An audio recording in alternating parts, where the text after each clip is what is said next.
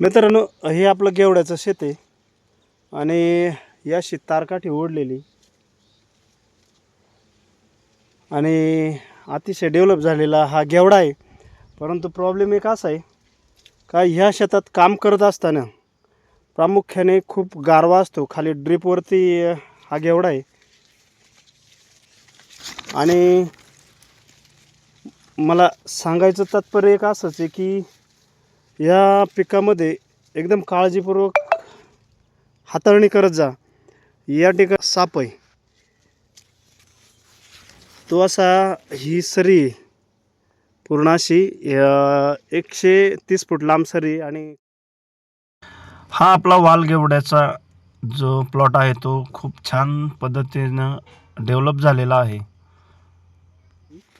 याच प्लॉटमध्ये घोणस या जातीचा साप आहे.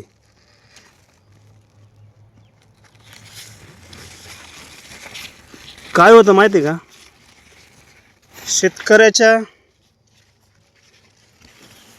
मागे खूप कामं असतात आणि ते उरकण्यासाठी घाईघाईमध्ये माणूस शेतात येतो आणि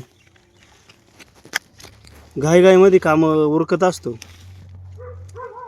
तर हा घोणस जातीचा साप आहे या ठिकाणी आणि त्याला जर नाही बाहेर काढलं तर फवारा मारताना, शेंगा तोडताना किंवा शेंडा त्याचा डेव्हलप करताना किंवा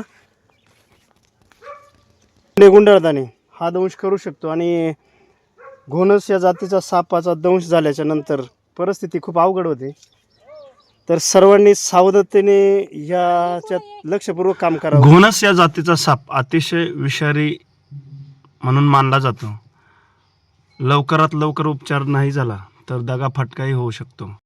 माझ्या सर्व शेतकरी मित्रांना विनंती आहे, शेतात काम करत असताना जपून काम करावं.